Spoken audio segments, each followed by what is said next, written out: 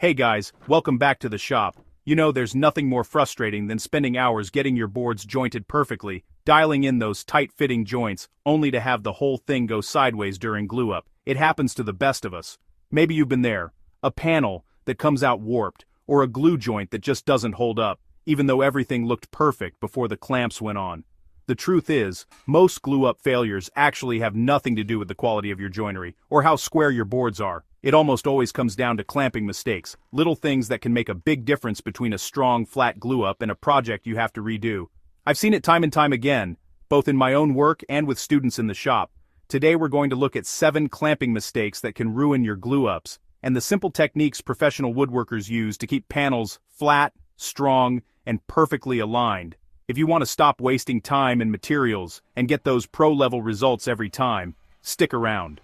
Let's start with one of the most common mistakes.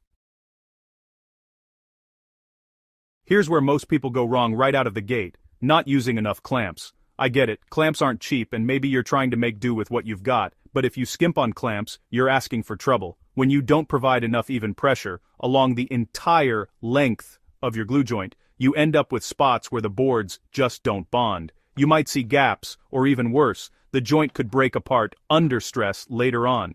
There's a rule I always follow: put a clamp every 6 to 8 inches along the panel. That's the sweet spot for even pressure. If you've got a 4-foot panel, you're looking at 6 to 8 clamps, minimum. It might look like overkill, but trust me, it's exactly what you need for a bomb-proof glue-up.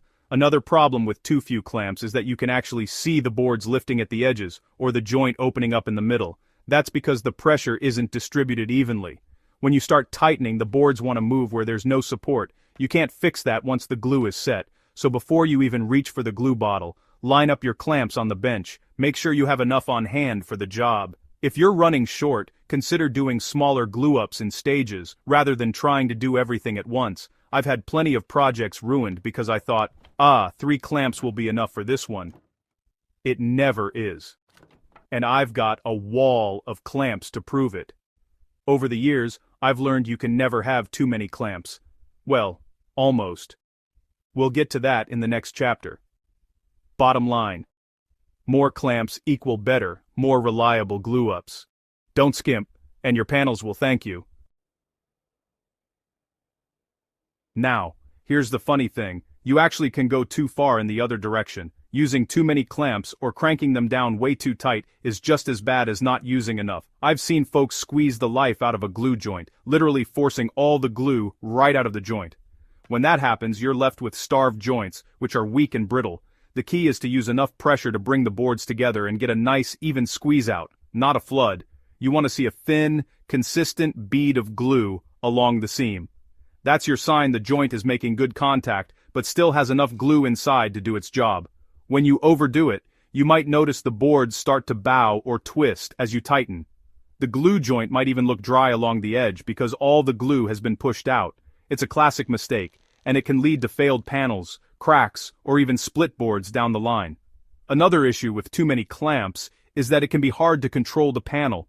The more clamps you have, the more chances there are for things to slip or shift as you tighten up. It's all about balance. Enough clamps for even pressure, not so many that you lose the feel for what's happening. If you're ever in doubt, do a dry run.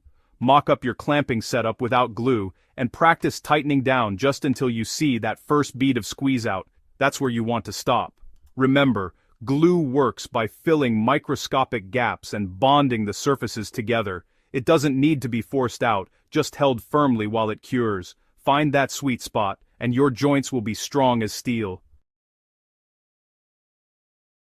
Let's talk about where you're putting those clamps, because clamp placement can make or break your panel. I see this mistake all the time. Every clamp lined up on one side of the panel and nothing on the other. What happens? The panel starts to cup or bow and you're left fighting to flatten it after the glue is dried. That's a battle you almost never win. The trick is to alternate your clamps, one over, one under, and so on. This pushes the pressure towards the center of the panel, keeping everything nice and flat. If you've ever seen a panel that looks like a potato chip after glue up, it's almost always because of uneven clamp placement. You want to imagine the pressure lines running through the panel. If they're all coming from one side, the wood has nowhere to go but up, down, or sideways. Alternating your clamps balances that force, holding the panel flat as the glue sets. For wider panels, I'll actually double up, clamps above and below, staggered every 6 to 8 inches. It's a little more work to set up, but it pays off in the end. Your panels come out flat, and you spend less time at the planer or sander trying to fix warps. Take a minute to check your clamp layout before you reach for the glue. Make sure you've got enough room on both sides of the panel and that your clamps are spaced evenly. Small adjustments here make a huge difference later on. If you're short on clamps, you can alternate sides with what you have, but always try to balance the force. It's all about working smarter, not harder. Remember, good clamp placement is the secret to dead flat panels. Don't skip it. Now, if you want to take your glue-ups to the next level, you've got to use cauls. I know, it sounds fancy, but cauls are just straight pieces of wood you clamp across the panel to keep everything in line. They act like a fence, stopping the boards from shifting up or down as you tighten the clamps. Skipping cauls is a rookie mistake, and it's the #1 reason you get those little steps between boards, what we call panel creep. Even if your boards are milled perfectly, the clamping pressure can make them slide just enough to throw everything off. Whenever I'm gluing up a panel, I throw a pair of cauls on the top and bottom, just outside the glue line. I wax them up or cover them in packing tape so they don't stick, and clamp them gently to the panel. This locks the boards in place and keeps the surface dead flat. If you're working with thin boards or anything prone to movement, cauls are even more important. They help distribute pressure and keep everything lined up until the glue cures. It's such a simple step, but it saves hours of sanding and frustration down the road. I've made cauls from scrap hardwood, MDF, even old pallet wood, whatever's straight and sturdy. The point is to prevent those little steps that ruin the look and strength of your panel. So next time you glue up, take a minute to add cauls to your setup. You'll be amazed at the difference they make. All the clamping tricks in the world won't save you if your board edges aren't ready for glue. Proper preparation is everything. If the edges aren't straight, flat, and square, you're setting yourself up for gaps, weak joints, and headaches at glue up. I always start by jointing the edges, either with a jointer, hand plane, or a good table saw setup. You want those edges to meet perfectly, with no daylight showing when you put them together. Any gaps will get worse, not better, when you apply pressure. A dry fit is a must. I clamp up the boards without glue just to make sure everything lines up. If you see gaps or the boards rock against each other, go back and fix it now. Don't hope the clamps will pull it together. They won't, and you'll end up with a weak joint or a twisted panel. Check for twist and bow along the length of each board. Even a little out of flat can throw the whole panel off. Take your time here. This is the foundation of a successful glue-up. If you're gluing up more than 2 boards, mark them with chalk or pencil so you keep the orientation straight. That way, you don't mix up the order during the real glue-up and end up fighting with misaligned edges. Remember, glue is not a gap filler. It's a bond. The tighter your fit, the stronger your joint. Prep is everything. Let's be real. Glue-ups can be stressful, especially when the clock is ticking and the glue starts setting up. But rushing through this step is a recipe for disaster. When you hurry, you miss things. Maybe you forget a clamp, misalign a board, or leave a gap that you can't fix once the glue grabs. That's why I always do a dry run first. Lay out all your clamps, cauls, and boards. Practice the sequence, where each clamp will go, how you'll move the boards, and what order you'll tighten things in. This way, when you add glue, you're just following the script, not making it up as you go. Keep a wet rag handy for squeeze out and double check your lineup before you start clamping. If you notice something off, stop and fix it before going any further. There's no shame in pulling the boards apart and starting over if you catch a mistake early. Glue has a generous open time, but you don't want to push your luck. Plan ahead, work methodically, and take a deep breath. Rushing leads to panic, and panic leads to mistakes.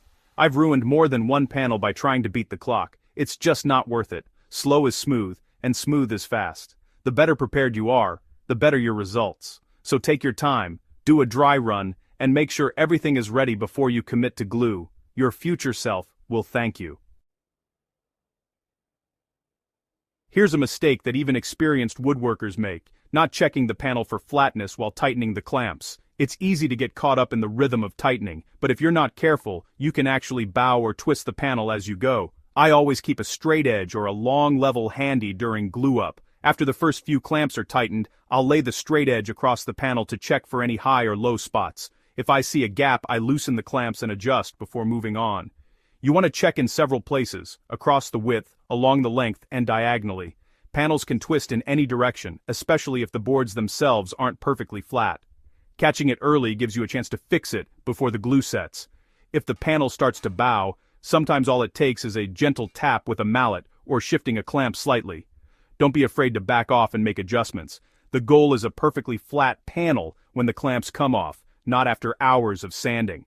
Take your time and keep checking as you go. It's way easier to fix a problem now than after the glue is dry.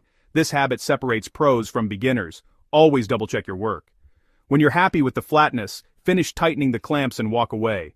Let the glue do its job. Trust me, this extra step makes all the difference. So there you have it, 7 clamping mistakes that can ruin your woodworking glue-ups and the simple fixes that'll help you get flawless panels every time. I hope these tips save you some frustration and maybe a few bucks in wasted wood and glue. Remember, every pro was a beginner once, and we all learn from our mistakes. I want to hear from you guys. What's your worst glue-up disaster? Did a panel warp so bad it looked like a potato chip? Ever have a joint just fall apart after a beautiful glue-up? Drop your stories in the comments below. I read every one, and you never know, your story might inspire a future video or help someone else avoid the same mistake. Thanks for hanging out in the shop with me today. If you found these tips useful, hit that like button, and don't forget to subscribe for more woodworking know-how. Until next time, take your time, clamp smart, and keep building.